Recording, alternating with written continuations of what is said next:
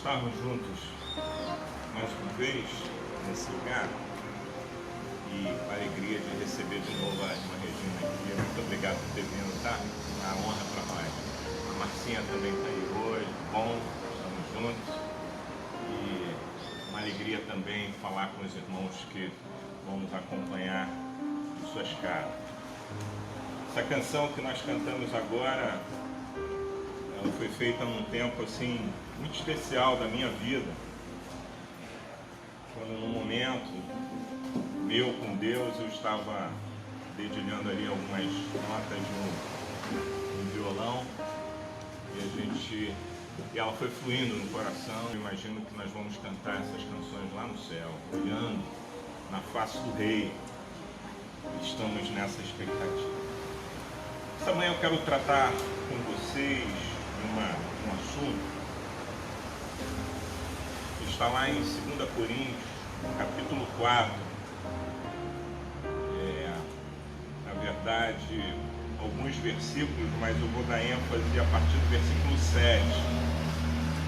2 Coríntios, capítulo 4, versículo 7 em diante, mas eu quero ler os versículos anteriores, do 1 ao 6, né? E depois emendar no 7, para que haja só um entendimento. O que vamos falar é a partir do 7, mas para que haja um entendimento pleno do assunto, eu gostaria de ler também o versículo 1.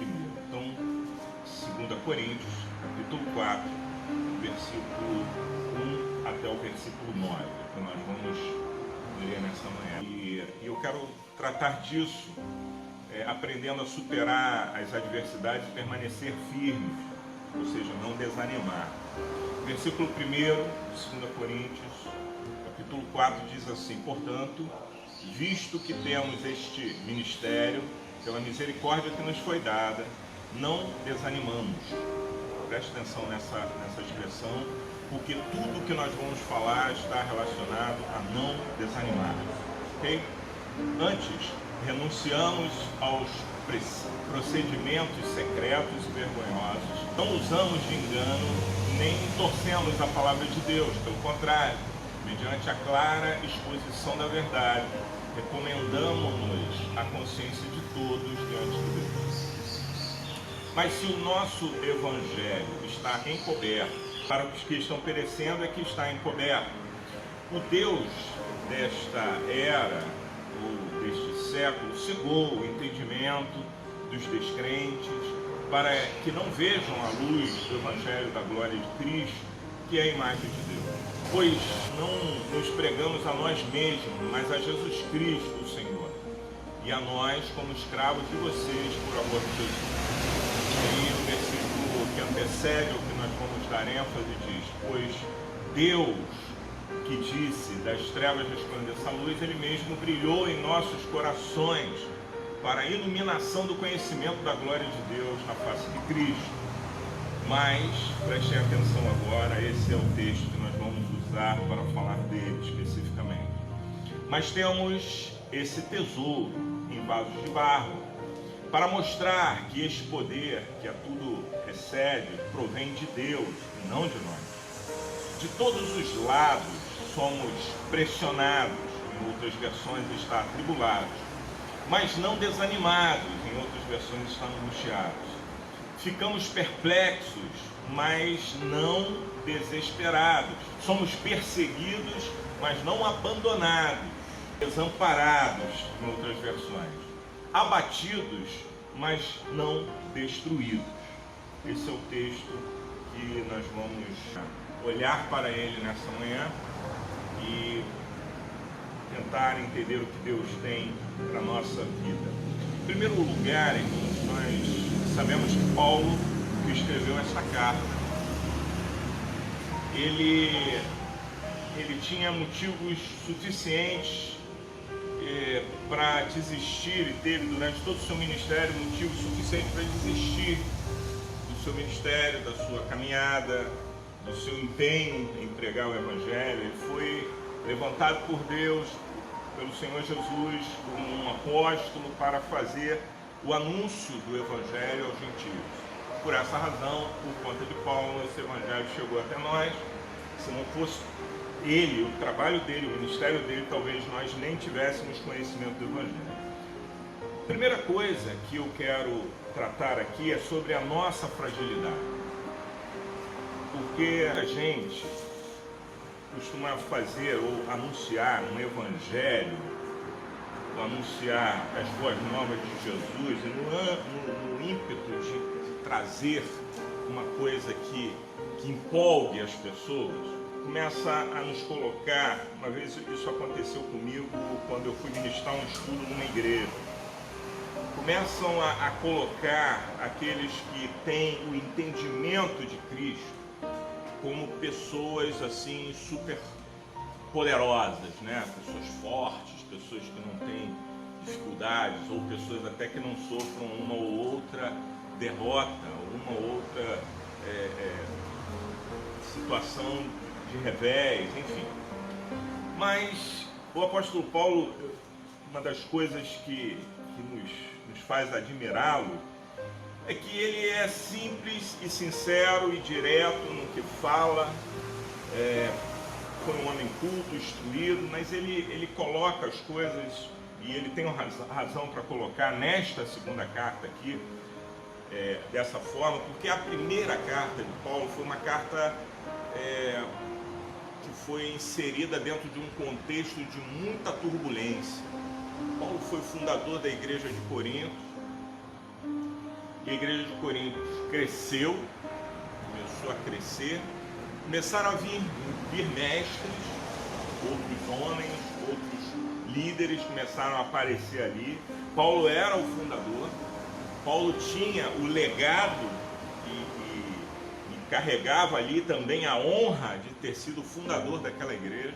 Aquela igreja deu muito trabalho a Paulo, primeiro porque quando eles começaram a ser assediados por outros mestres, por outros líderes, esses líderes começaram a introduzir na igreja alguns conceitos que Paulo não concordava.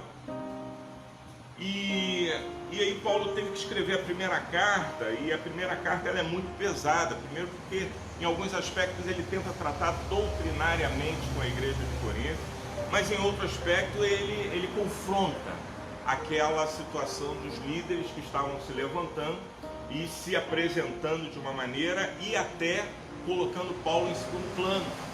É interessante que uma das ferramentas que eles usavam para colocar Paulo em segundo plano era que Paulo sofria. Paulo era um sofredor. E aí eles entendiam que cristão não pode sofrer. E eles faziam essa ligação e questionavam o ministério de Paulo pelo sofrimento de Paulo. Ou seja, se ele fosse homem de Deus, ele não estava sofrendo. Muito igual ou muito parecido com muita coisa que a gente ouve nos dias de hoje. Muita gente atribui e faz esse link de ser cristão, de ter recebido o entendimento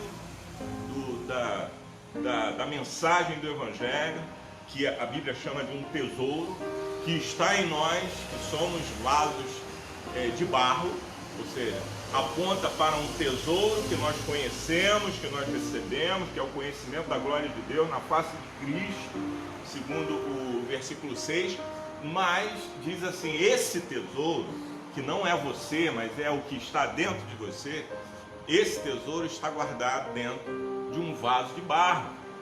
E o apóstolo Paulo diz que esse vaso de barro é a representação da nossa fragilidade.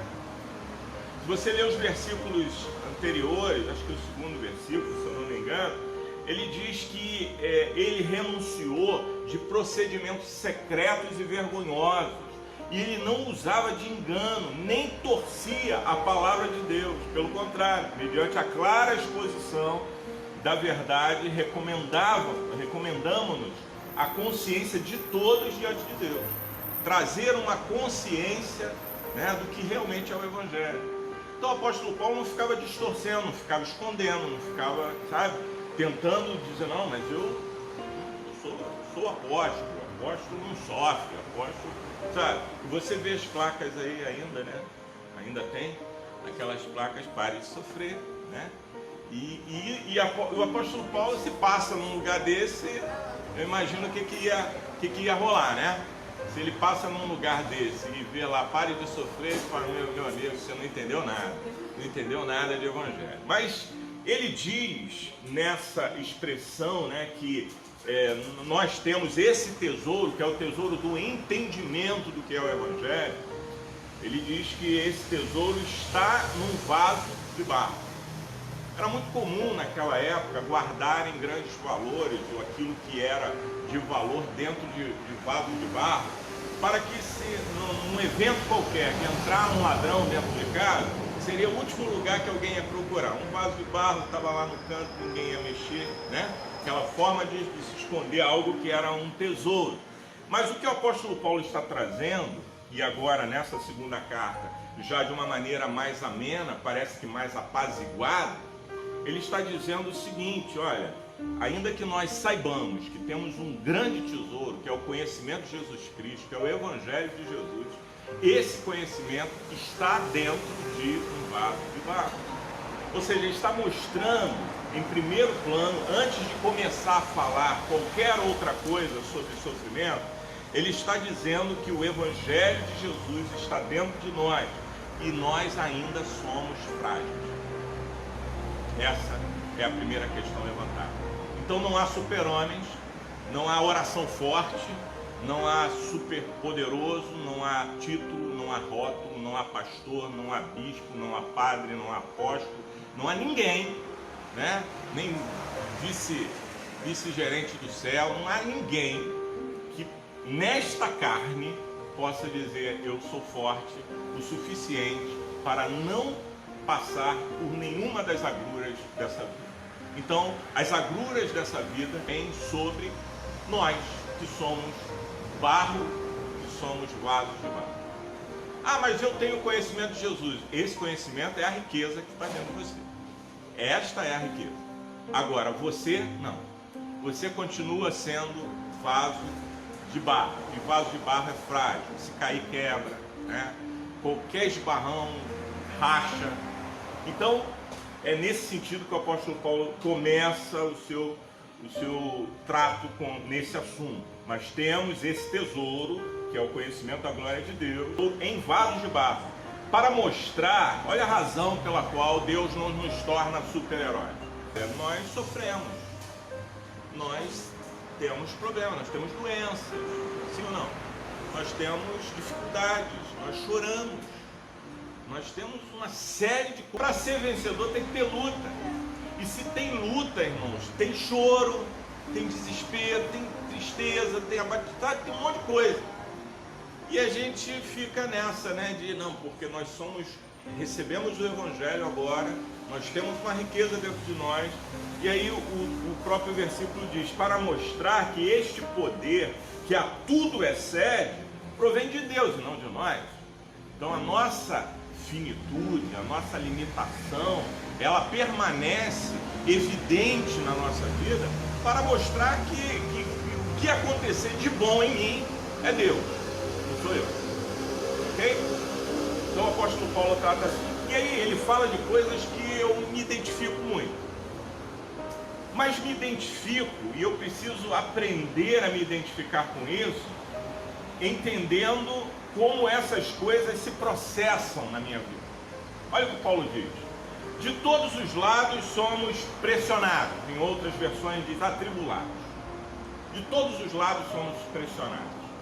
A minha pergunta inicial, porque foi a que eu fui fazendo para mim mesmo, nós somos atribulados de todos os lados? Somos. Acorda, já está atribulado, já tem pensamento, né, na tua mente, já tem alguém te ligando, te dando uma notícia ruim, aí você vai para o trabalho, tá tudo embolado, e você, sabe, e de todos os lados, aí você olha para um lado, não, aqui vai ter refresco, não tem. O apóstolo Paulo diz que de todos os lados nós somos pressionados, e se usar essa versão atribulados, é isso aí.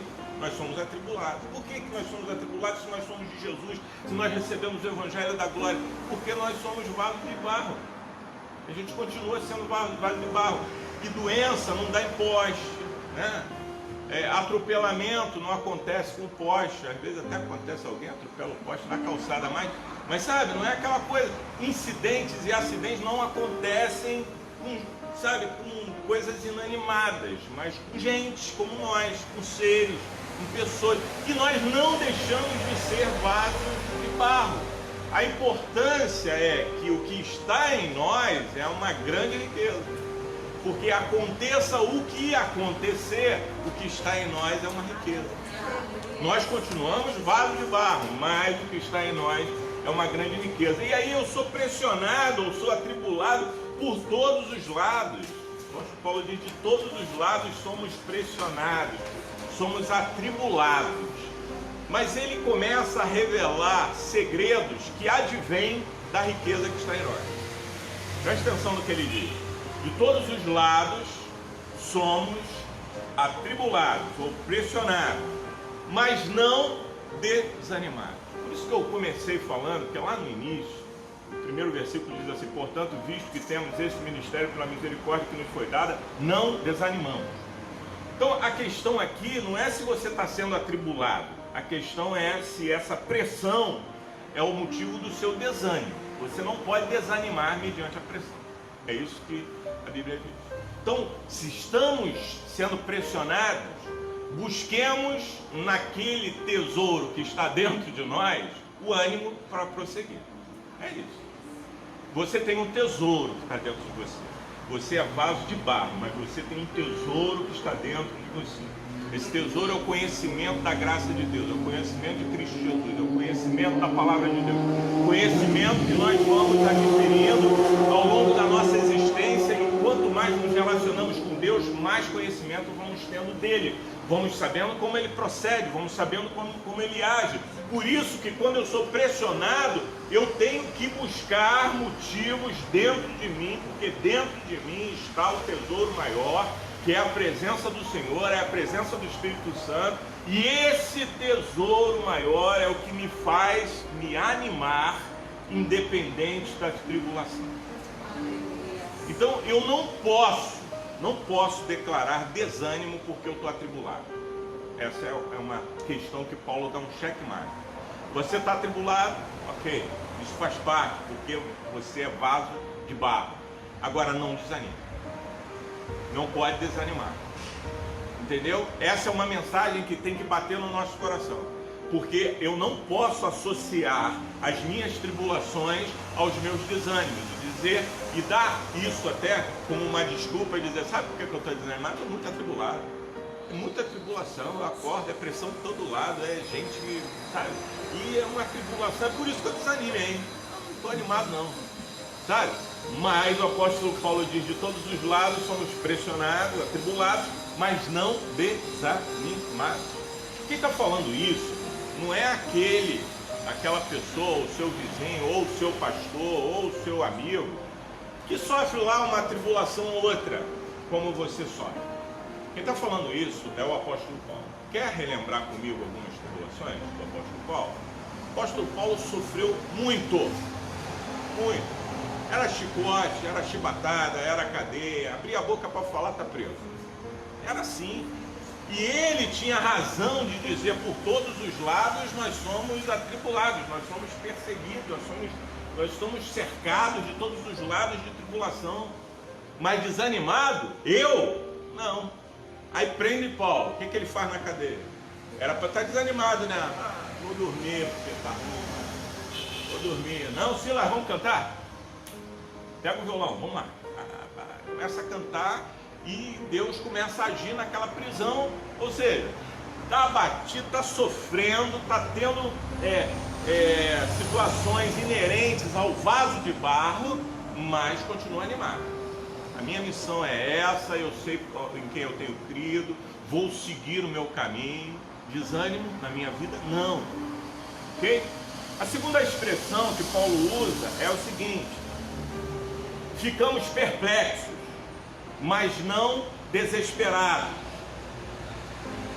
Ficamos perplexos, mas não desesperados. Eu parei para pensar nesse termo perplexo. Quantas vezes nós ficamos assim, né? Perplexidade aponta para admirados. Quantas vezes estamos admirados com coisas que vemos, né? Assombrados, atônitos, abismados, boquiabertos, confusos. É isso que é perplexo. Senhor, tu ouve uma notícia de um lado, meu Deus do céu. No outro dia eu estava falando assim, Deus, eu louvo o teu nome porque meu pai e minha mãe já foram. E aí alguém pode dizer, está agradecendo porque eles partiram, porque pelos conceitos dos meus pais, dos valores, aquilo que eles pregavam, ensinavam, eles viverem num mundo que hoje você liga a televisão, tem dois homens se beijando, duas mulheres se beijando, sabe? Coisas terríveis acontecendo. Eu falo, Deus, como pode? E essa admiração, esse assombro que nós temos diante de coisas que estão acontecendo no tempo de hoje, acontece com qualquer um de nós ficamos assim. Mas o apóstolo Paulo diz, você pode ficar até perplexo, mas não desesperar. Não dá para desesperar. Você recebe a notícia, meu Senhor, aí você fica perplexo com aquilo, porque não era o que você esperava, não era o que você queria, você fica perplexo, mas não desanimado, mas não desesperado. Por que não desesperado? Porque desesperado está ligado a quem não tem mais esperança, e a nossa esperança está onde? No tesouro que está dentro de nós. Olha que coisa.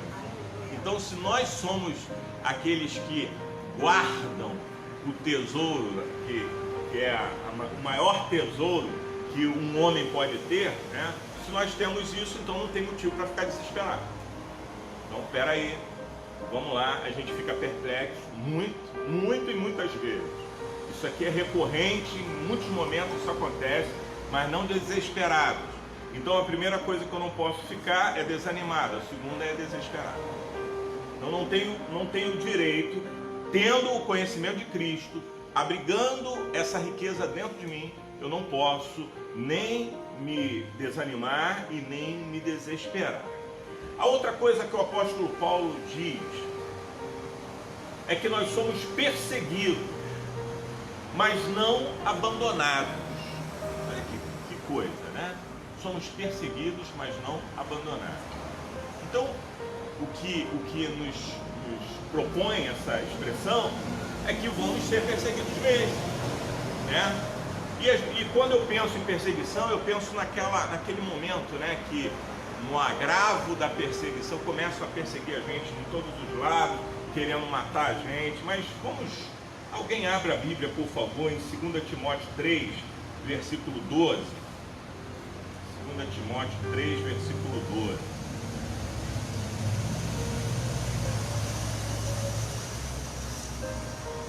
Preste atenção que o apóstolo Paulo expressa para Timóteo agora. Ele diz o seguinte: ora, todos quantos querem viver piedosamente em Cristo Jesus serão perseguidos. Ponto. Por que isso? Eu aprendi que a Bíblia tem 3 expressões de mundo. Quando a palavra de Deus diz assim, porque Deus amou o mundo, ele está falando de quê? Ele está falando de toda a humanidade, está se referindo à humanidade. Quando a palavra de Deus diz assim, não ameis o mundo, ele não está dizendo não ameis a humanidade, ele está dizendo não ameis o sistema, né? O sistema mundo. E a outra expressão usada também pela Bíblia é o mundo globo, terra, né? O mundo todo, enfim. E no aspecto aqui, irmão, de sermos perseguidos, o apóstolo Paulo diz, olha assim, somos perseguidos, mas não abandonados.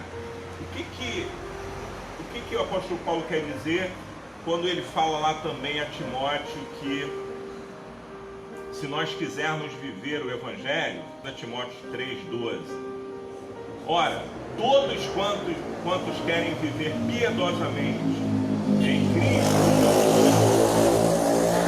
serão perseguidos. O apóstolo Paulo certamente está falando não só da perseguição física, mas de toda a perseguição que está inserida naqueles que estão em Cristo Jesus. Você diz que é cristão, tem gente que torce o nariz, né? Você diz que é cristão e fala assim, ah, mas você é cristão, mas está passando por dificuldade, por quê? Não pode passar, cristão não passa, né? Uma das coisas que mais me entristeciam, hoje, graças a Deus, eu não ouço isso, acho que já há muito tempo, mas é aquela coisa, você é cristão, por que você faz isso? Né? Isso é uma facada, porque tem alguma coisa errada com você, né? Ou então no entendimento do que está falando, né? E o apóstolo Paulo diz, se você escolheu ser cristão, você escolheu viver piedosamente em Cristo, você vai ser perseguido pelo sistema. Por que o rapaz agora foi demitido do clube que ele estava? Porque as convicções dele estão inseridas num contexto de cristianismo. E se é cristão, vai ser perseguido. A sua opinião, por que perseguem você? Por causa da sua opinião. Porque a sua opinião está pautada em valores que são de Deus. E aí vão te perseguir. Vão começar a te cortar, vão começar a te excluir, vão começar a te deixar de fora. E não tem jeito. Lá em Mateus, no capítulo 5, lá no Sermão da Montanha, Jesus disse uma coisa interessante sobre isso também. Mateus 5, de 10 a 12.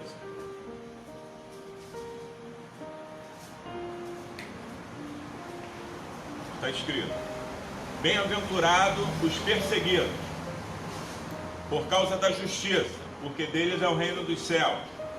Bem-aventurados sois quando por minha causa vos injuriarem. É assim que a gente é injuriado por causa de Jesus. Vos injuriarem e vos perseguirem, e mentindo disserem todo mal contra vós. Regozijai-vos e exaltai, porque é grande o vosso galardão nos céus, pois assim perseguiram os profetas que vieram antes de vocês. Ok? Então, essa questão de perseguição, se você não quer ser perseguido, você tome a forma do mundo.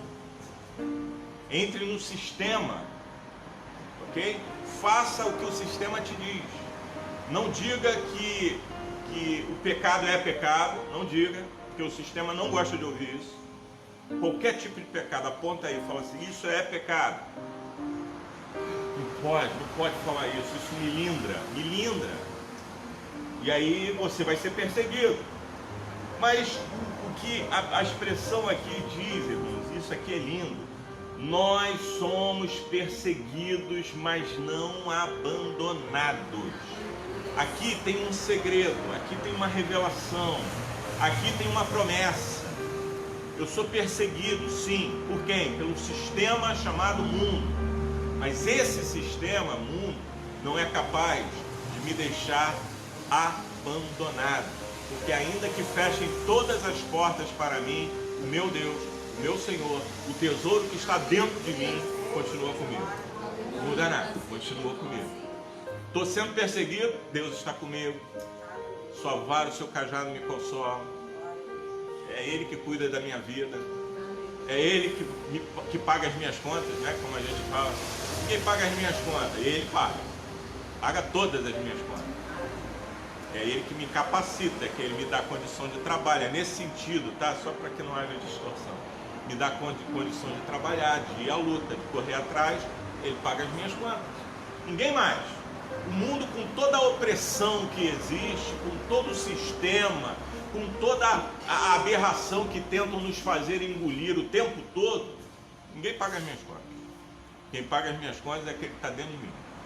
E esse que está dentro de mim, de fato, garante todas as coisas, porque ainda que sejamos perseguidos, não somos abandonados. Bem? Guarda essa palavra. Se tiver perseguição, não tem abandono, porque o Senhor vai estar contigo.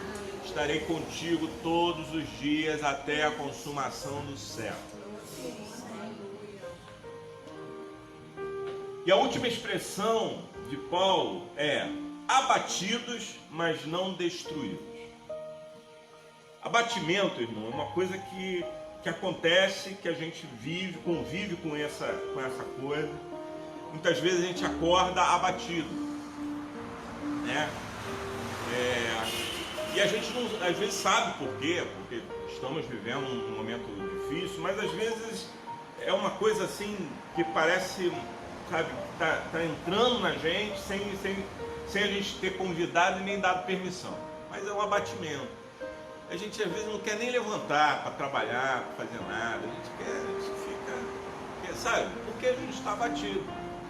Mas eu quero te dar uma mensagem, quero te dar um recado de Deus nessa manhã acerca dos abatidos. Nós ficamos abatidos porque somos vasos de barro. Mas uma coisa o Senhor nos garante: não destruímos. E aí, meu irmão, não tem quem mude isso, porque a palavra de Deus é fiel, é verdadeira. Eu fico abatido sim, eu em determinados momentos olho para a situação, me entristeço com ela, mas eu nunca estarei destruído, porque o Senhor, Ele é que garante a minha subsistência.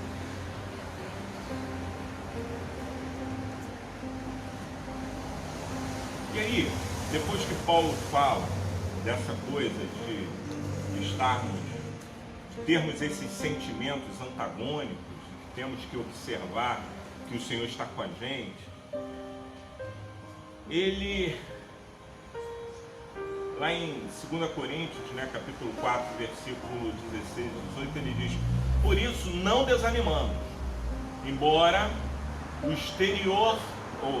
exteriormente estejamos a nos desgastar, interiormente estamos sendo renovados dia após dia.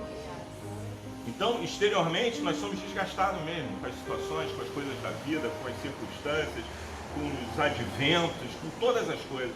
Mas Paulo fala assim: embora exteriormente estejamos a nos desgastar, interiormente estamos sendo renovados dia após dia. É o segredo, a riqueza que ele começa dizendo. É a riqueza que está dentro de nós, somos renovados. É Deus que nos sustenta, meu irmão. Escuta isso: pois os nossos sofrimentos leves e momentâneos, olha o que Paulo fala. Paulo, para falar de sofrimento leve, no nível hard dele, né? É porque o nosso não existe, então, né? Então, se ele está dizendo: o meu sofrimento é leve, meu sofrimento é leve e momentâneo, então a gente vai falar o quê? Né? O que a gente fala das nossas agruras, dos nossos problemas? Então, olha só, ele diz o seguinte: pois os nossos sofrimentos leves e momentâneos estão produzindo para nós uma glória eterna que pesa mais do que todos eles. Opa! Então, o apóstolo faz uma comparação e ele diz o seguinte: pega todos os teus sofrimentos, todos eles, coloca ele numa balança, bota lá todas as suas reclamações, todos os teus choros, todas as tuas, sabe, tudo aquilo que está te angustiando, coloca na balança, vai ficar leve. E ele dá uma mensagem que é melhor ainda, que não vai ser para sempre. Ele é leve e é momentâneo. Por quê? Porque o apóstolo Paulo faz uma comparação com algo que é pesado. Agora sim é pesado. Olha o que ele diz: estão produzindo para nós uma glória eterna que pesa mais do que todos eles.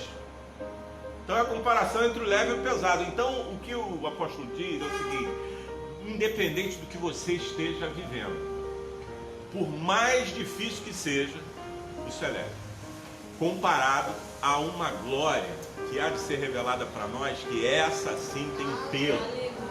Porque aquele sentimento, além de leve, é momentâneo, mas a glória, além de glória e pesada, ela é eterna. Uma revelação que o apóstolo traz para a gente, que começa a mudar conceitos da nossa vida. E ele diz o seguinte: assim fixamos os olhos não naquilo que se vê. Guarda esse segredo, porque quando eu cheguei aqui eu falei: opa, Deus, aí está o segredo para eu sair da minha tribulação, sair da minha angústia. sair da minha, sabe, do meu abatimento. Olha o que Paulo diz: assim fixamos os olhos não naquilo que se vê. Como é que você fixa os olhos naquilo no que não é naquilo que você vê?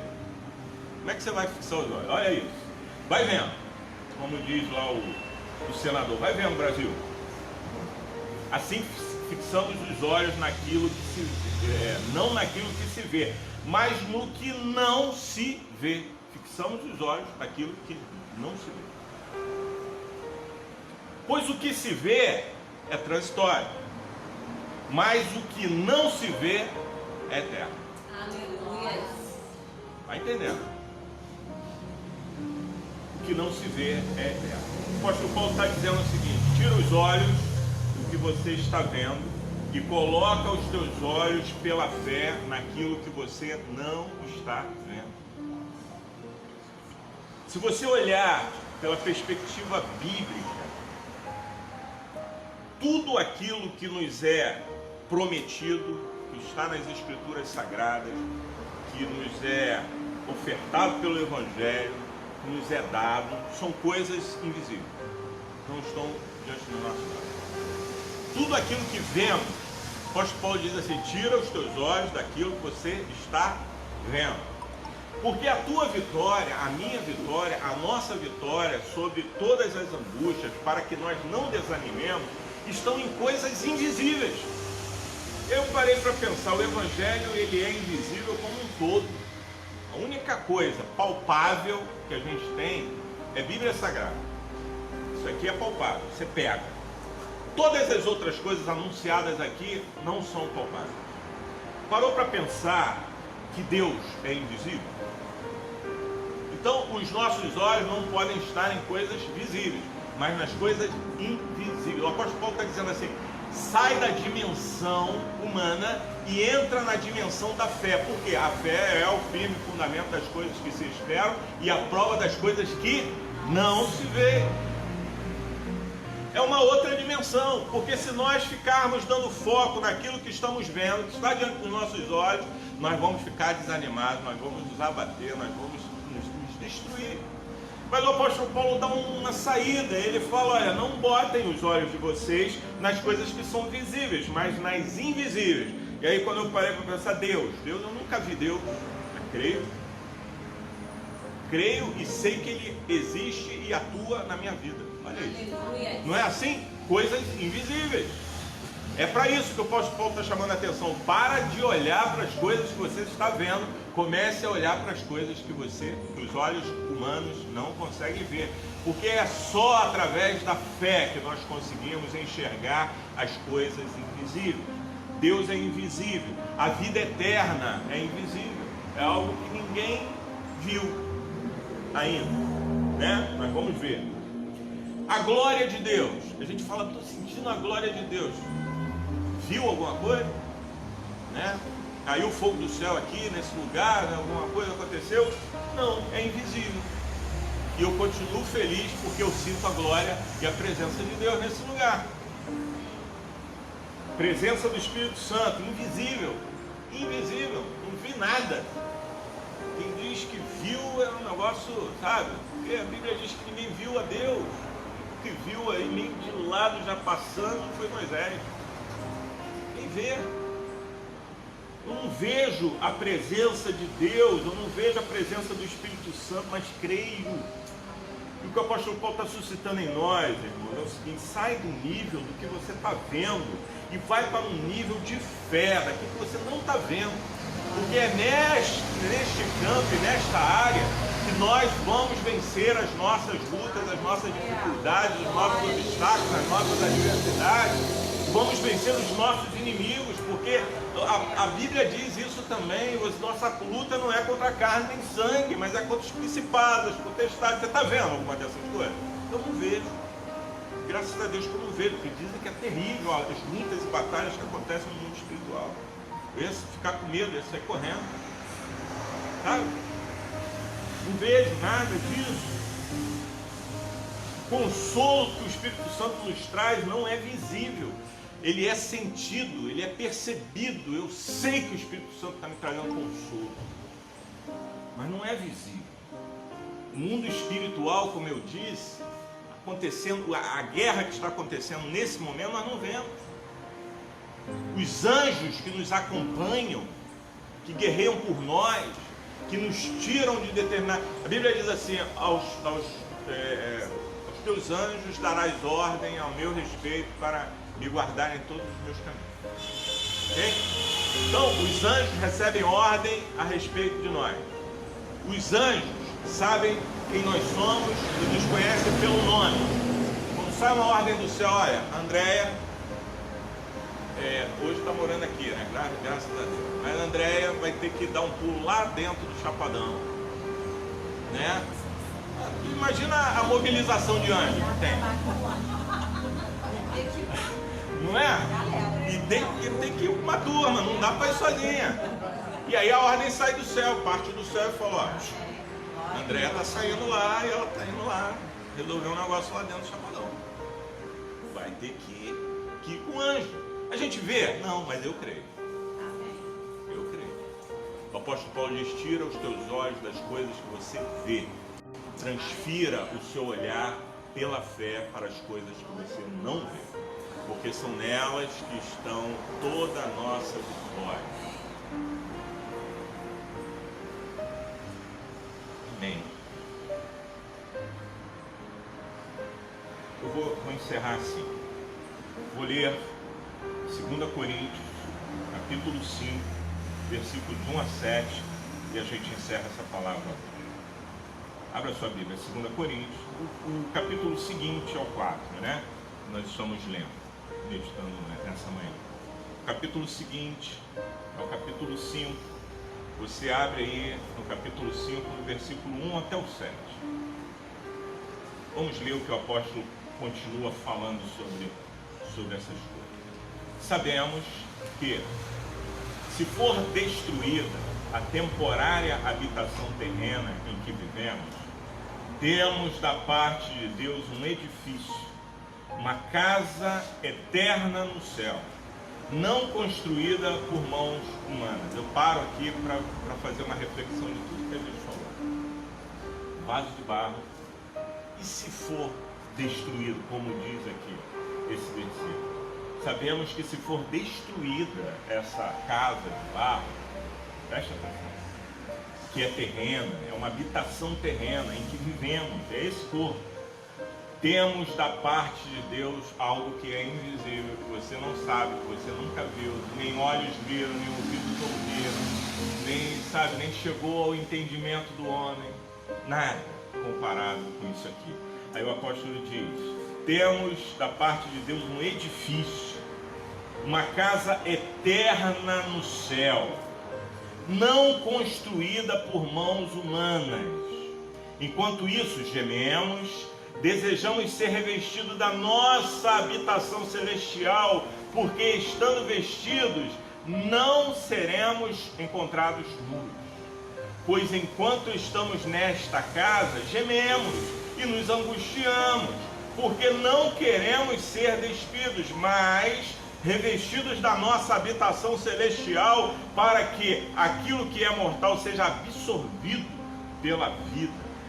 Foi Deus que nos preparou para esse propósito, dando-nos o Espírito como garantia do que está por vir. Portanto, temos sempre confiança e sabemos que, enquanto estamos no corpo, estamos longe do Senhor, porque vivemos por fé e não pelo que vemos.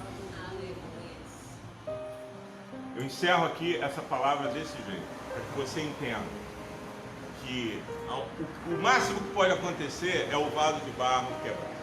Mas se esse vaso de barro quebrar, segundo o que está escrito, nós temos um edifício, uma casa eterna no céu, não construída por mãos humanas.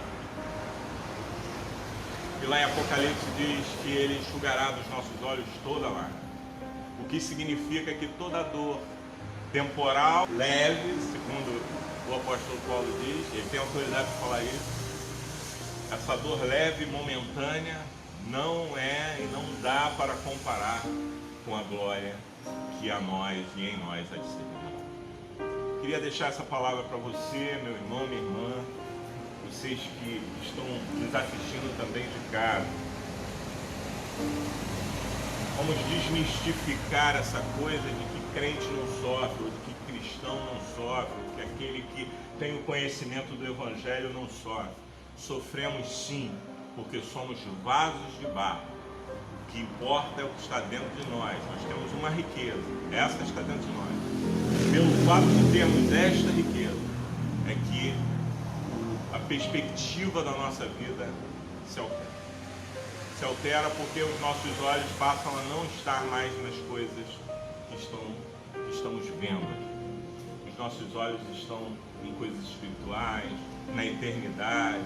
E há quem diga, isso aí é consolo de quem é sofredor, né? E eu quero dizer que, ainda que seja consolo, porque consolo é sempre bom, ainda que nessa terra, que eu seja consolado por isso, mas a certeza que está dentro de mim não é só um consolo. A certeza é a convicção de que todas essas coisas são reais e verdadeiras e que esperam todos aqueles que entregaram sua vida para Jesus. Amém? Receba essa palavra em nome de Jesus.